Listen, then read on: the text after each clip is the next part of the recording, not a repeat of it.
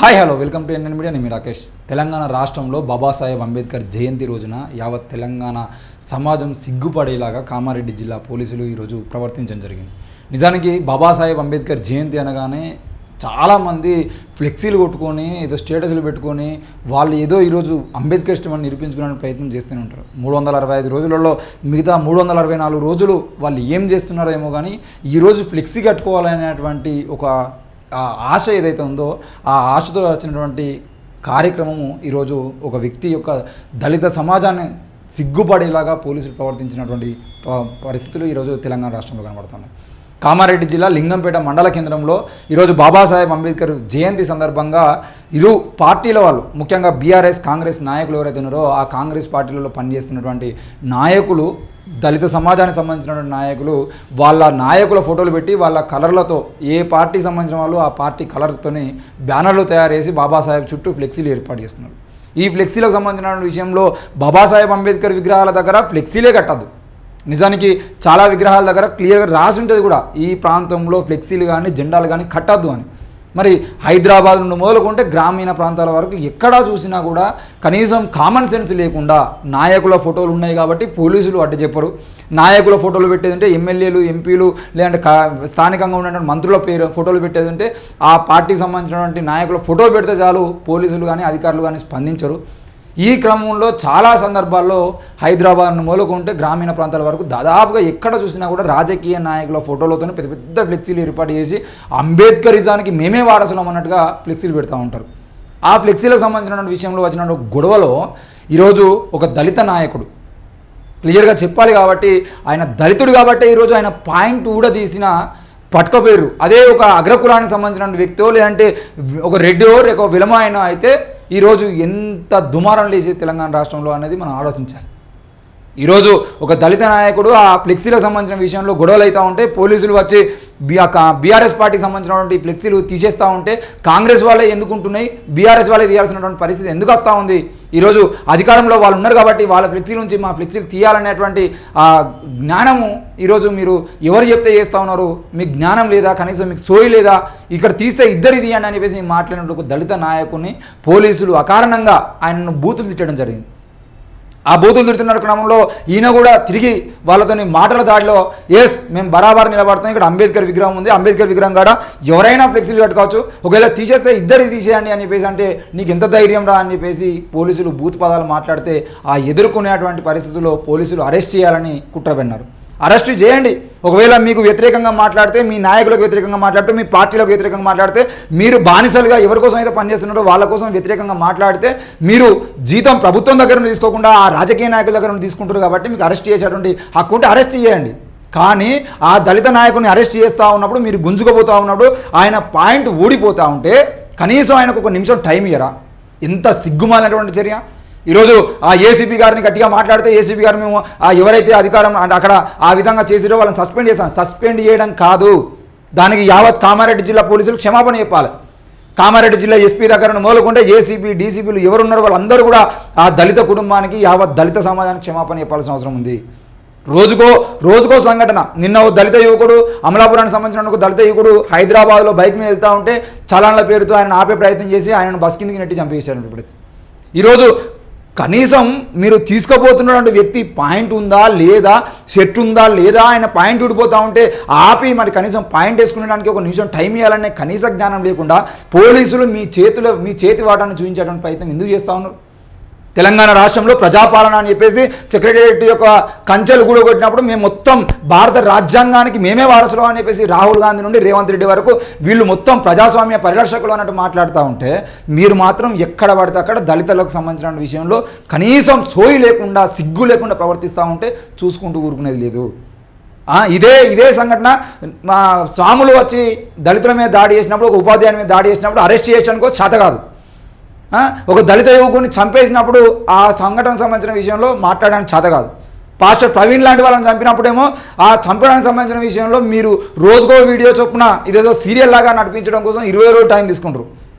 అదే దళితుల్ని అరెస్ట్ చేయడానికి వచ్చేదంటే మాత్రం వితిన్ సెకండ్స్లో పట్టుకుని వెళ్ళిపోతారు. పాయింట్ ఊడిపోయినటువంటి విషయం కూడా చూడదు. ఎంత సిగ్గుమాలినటువంటి విషయం. ఈరోజు అధికారిని అక్కడ పట్టుకపోయినటువంటి 4 కానిస్టేబుల్, మళ్ళీ కానిస్టేబుల్ ఉంటూ దాదాపుగా మీరు చూడండి, ఈరోజు ఆ అంబేద్కర్ విగ్రహాల కాడ దగ్గర డ్యూటీ చేసేటువంటి నా అన్నలందరూ కూడా మళ్ళీ దళిత సామాజిక వర్గానికి సంబంధించిన వాళ్ళే. ఎక్కడైనా గొడవ అవుతుందంటే ఫస్ట్ ఆ దళిత ఎస్ఐనో దళిత సిఐనో నలుగురు కానిస్టేబుల్ని దళితులను పంపించి వాళ్ళు ఏమైనా గడబిడ చేసేదంటే మళ్ళీ అట్రాసిటీ కేసు కాకుండా చూసుకోవడం కోసం అగ్రకుల అధికారులు పక్కకుంటారు. ఎంత ఎంత దిగజారిపోతుంది ఈ సమాజం. పోలీసు వ్యవస్థ రోజు రోజుకు ఎందుకు ఇంత నీచంగా ప్రవర్తిస్తూ ఉంది? తెలంగాణ రాష్ట్రంలో అసలు పోలీసులు మీకు మీరే చట్టాన్ని చేసుకుంటున్నారా?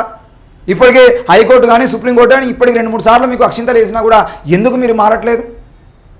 మీకు నచ్చిందే చేయడము, మీకు నచ్చిందే వేదం అన్నట్టుగా మీకు ఏది నచ్చితే అదే వేసి మళ్ళీ తర్వాత చేతులు దుక్కునే ప్రయత్నం చేస్తే అంటే కుదరదు.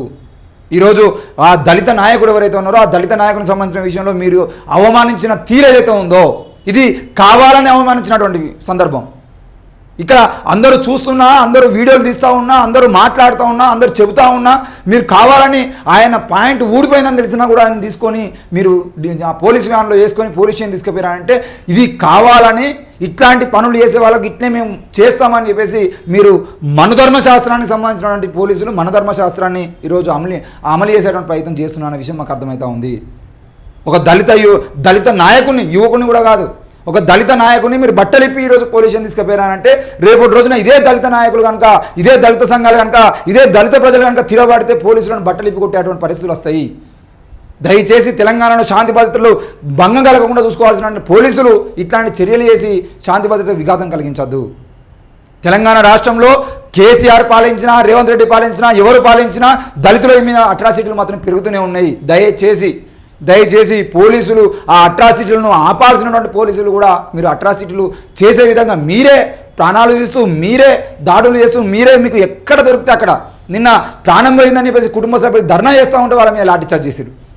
ఈరోజు అక్కడ దళిత నాయకునికి అవమానం జరిగిందని చెప్పేసి వాళ్ళు కూర్చొని ధర్నా చేస్తూ ఉంటే మీ పై స్థాయి అధికారులు వచ్చి వాళ్ళను విచ్చలవిడిగా తరిమేటువంటి ప్రయత్నం చేయడం అంటే ఎక్కడికి వెళ్ళినా కూడా హత్యల పేరుతో హత్యలు జరుగుతూ ఉన్నా హత్యలకు సంబంధించిన విషయంలో బాధితులకు న్యాయం జరగదు.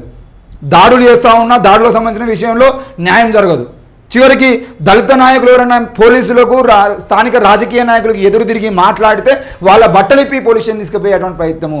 ఈరోజు ఒకవేళ ఆ దళిత నాయకుని అరెస్ట్ చేసినప్పుడు అక్కడ ఎవరూ లేకపోతే దళిత సంఘాల నాయకులు కానీ దళిత యువకులు కానీ లేకపోయేది ఉంటే అదే బట్టలిప్పి తీసుకుపోయినటువంటి యువకుని ఆ నాయకుడిని మీరు పోలీస్ స్టేషన్లో ఏ విధంగా మీరు ట్రీట్ చేసేవాళ్ళు మాకు తెలుసు.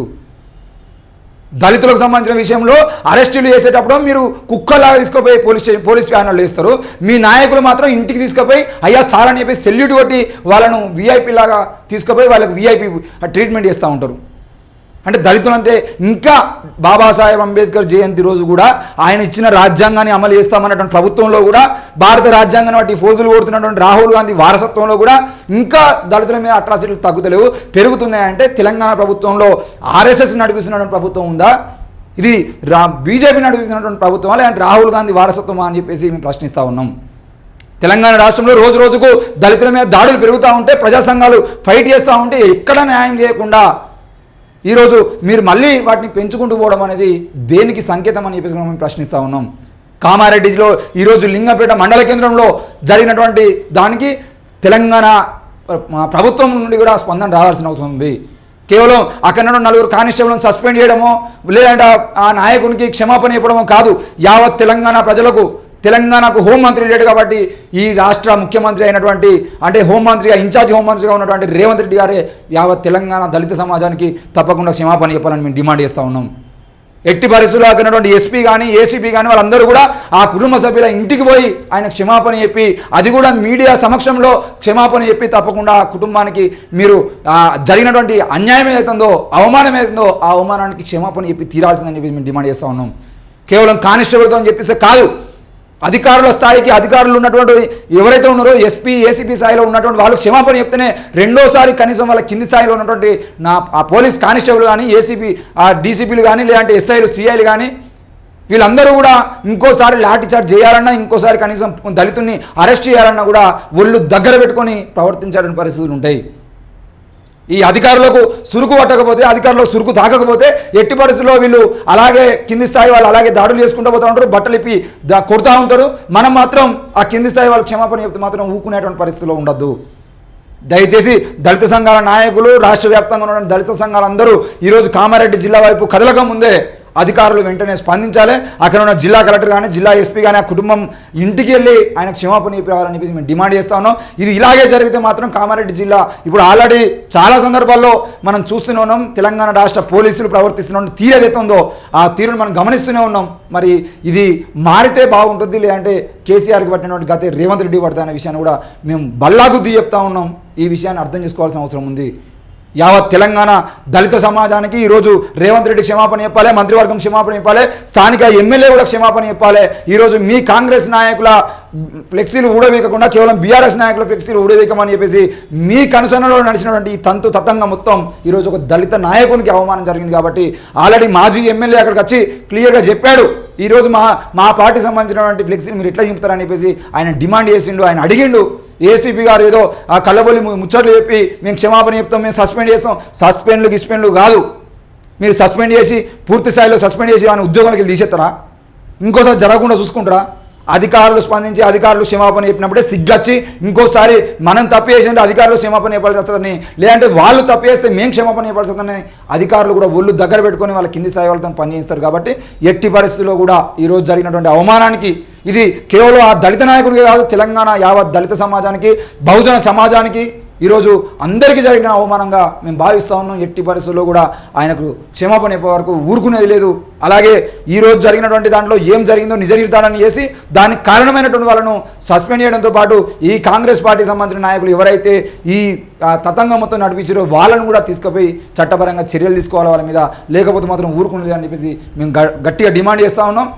ఇది ఇక్కడితో ఆగితే బాగుంటుంది. తెలంగాణలో ఉన్నటువంటి పోలీస్ అధికారులు వెంటనే స్పందించి రాష్ట్ర వ్యాప్తంగా దళిత సంఘాలకు సంబంధించిన నాయకుల మీద కానీ, దళితుల మీద కానీ జరిగేటువంటి అట్రాసిటీల విషయంలో సరిగ్గా స్పందించకపోతే రానున్న రోజుల్లో పోలీస్ యంత్రాంగం కూడా తప్పకుండా తిప్పబడాల్సి వస్తుందని చెప్పేసి మరోసారి తెలియజేస్తూ చూస్తున్నాను నేను మీడియా. Thank you.